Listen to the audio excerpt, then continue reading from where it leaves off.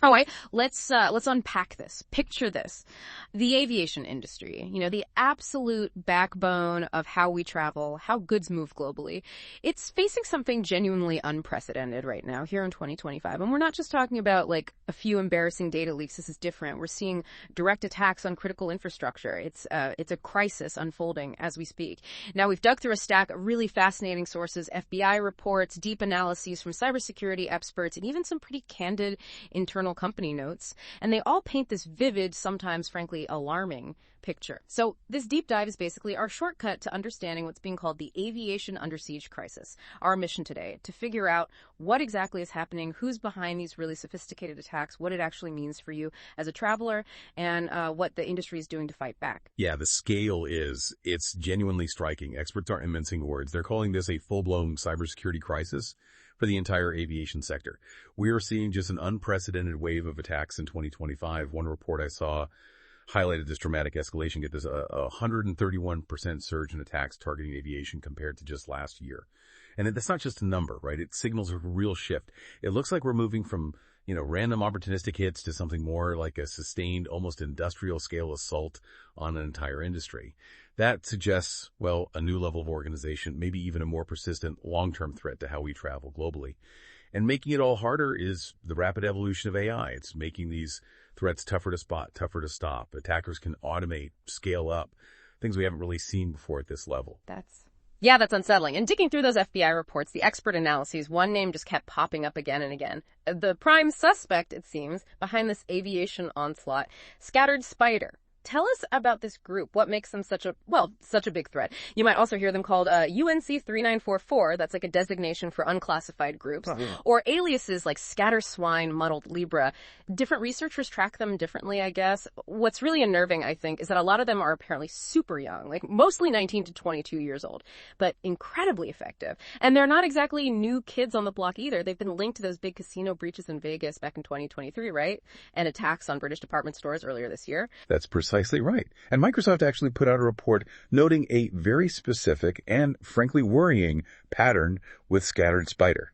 They tend to just zero in, concentrate all their firepower on one sector for weeks, maybe even months. They just hammer it with everything they've got using various tactics before pivoting to a new target. And this behavior, it perfectly explains why aviation is feeling such intense, focused heat right now. It's their current bullseye. Okay, so they're focused, but how? How are they pulling this off? What makes their playbook different from, say, typical ransomware gang? Is it genuinely next-level tech, or are they just really, really good at finding those weak spots everyone else overlooks? It's a really interesting mix, actually. But their number one tactic, it leans heavily on what we call social engineering mastery. So we're not always talking about complex code breaking here. It's often about manipulating people, human psychology. They use these incredibly well-crafted phone calls, very convincing phishing emails, other communications, basically tricking employees into giving them access they shouldn't have. It's about understanding people, not just systems. And one of their most concerning skills, the one that really makes security folks nervous, is bypassing multi-factor authentication, MFA. Now, they don't usually try to crack the MFA tech itself. That's often pretty solid. Instead, they convince help desks, IT support, to add unauthorized MFA devices to accounts they've already compromised. Imagine this. They call the help desk, pretend to be an employee who lost their phone, right? And then they trick the support person into adding their device, a malicious one, to that employee's account. Boom. They've just sidestepped a critical security layer. Makes even strong MFA setups vulnerable if the human element fails. Wow. Okay. And it gets trickier, right? Because they're not always hitting the airline head on. We saw this really clearly with that Qantas breach. Our sources called it the most severe one disclosed so far in this whole mess. The hackers didn't actually get into Qantas's main systems. No, they went through a third-party platform, something used by one of their call centers.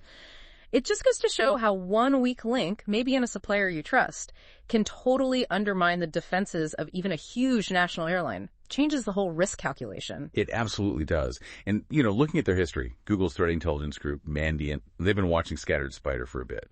Initially, Mandiant saw them targeting telcos, phone companies, mostly for SIM swapping, where they trick the phone company into moving your number to their SIM card so they can intercept texts, bypass security codes, hijack accounts. But Mandiant noted that by early 2023, they'd already pivoted, moved aggressively into ransomware and data theft, demanding big ransoms. This quick shift just shows how adaptable they are and ambitious. They're clearly aiming for bigger targets, higher stakes now. Let's talk about some of those big targets. Qantas Airways, that breach you mentioned, Australia's flagship carrier, detected July 1st, 2025. And it was devastating, wasn't it? 5.7 million customers compromised. Yeah, a massive number. It's a stark reminder of just how much data these groups can grab. And the stolen data included the usual suspects, names, emails, phone numbers, but critically, potentially frequent flyer details too. Now, for criminals, that's not just identity theft fodder. It's a gold mine. Think about it.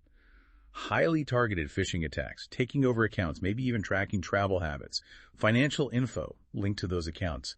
It opens doors to all sorts of further fraud. And like we said, Qantas confirmed it came via that third-party contact center system. Not their core network. It's this recurring, really worrying pattern.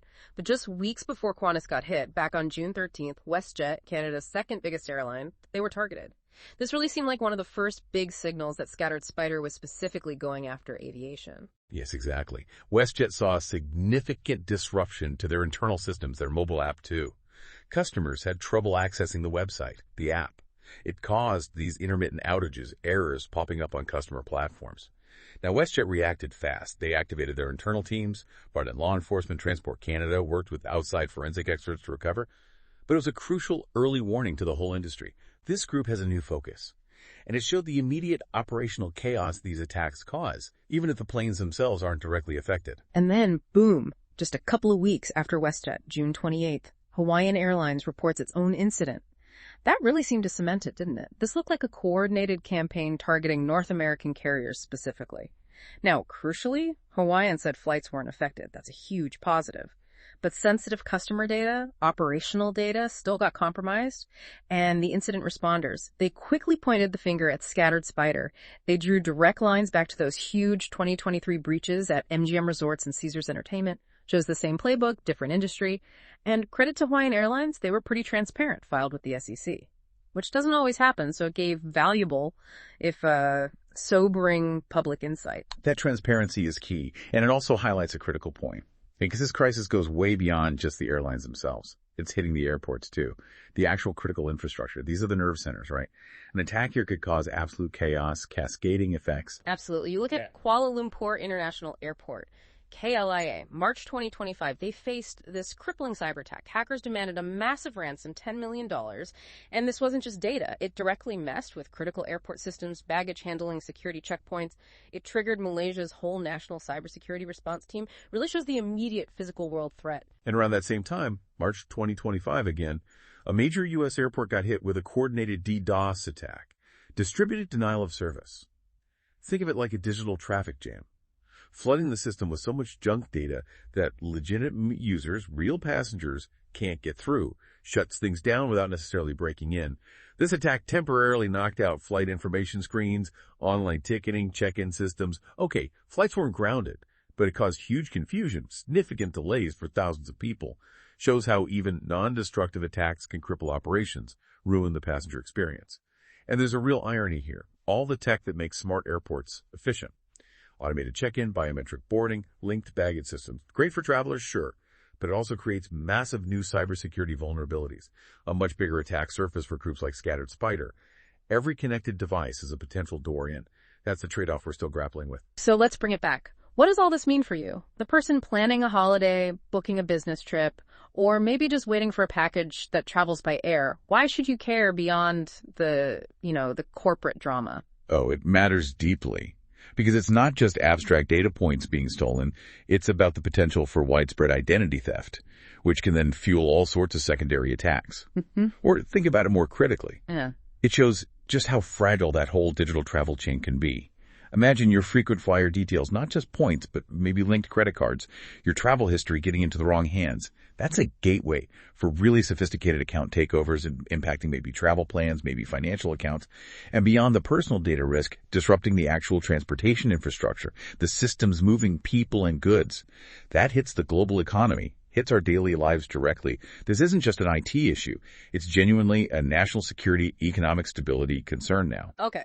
So the stakes are incredibly high. What's the response then? What are the industry, the governments doing about it? Is there a coordinated pushback happening against this unprecedented wave? Yes, absolutely. There's a significant push underway. Airports are definitely ramping up their cybersecurity spending and efforts. dramatically in some cases. Our source suggests something like 9 out of 10 airport leaders are ready to invest more, prioritize stronger cyber protection. They're looking hard at upgrading older legacy systems, which are often vulnerable.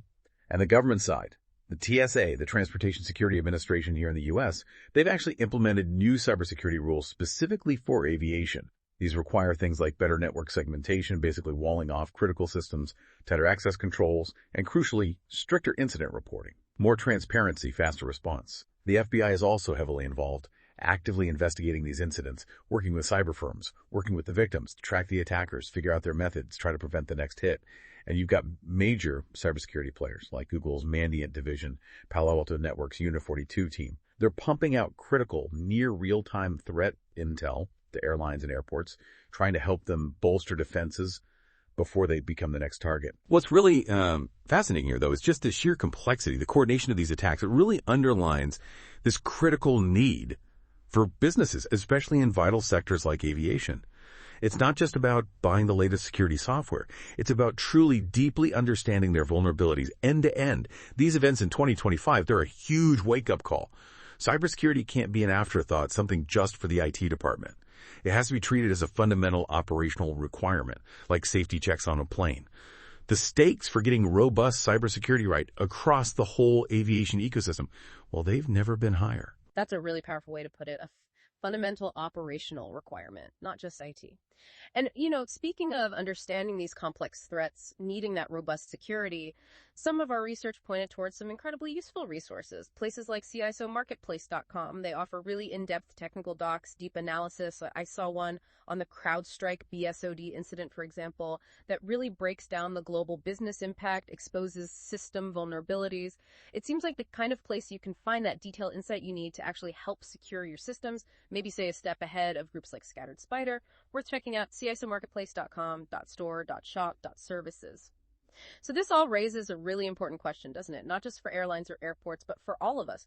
As groups like Scattered Spider keep evolving their tactics using AI, exploiting human psychology in ever smarter ways, and as our world just gets more and more connected, more reliant on this digital backbone, what proactive steps can you, as a traveler, as just an engaged global citizen, what can you actually do to protect your own digital footprint? And maybe bigger picture, how can we, collectively push for a more resilient future in this increasingly digital world? Something to think about.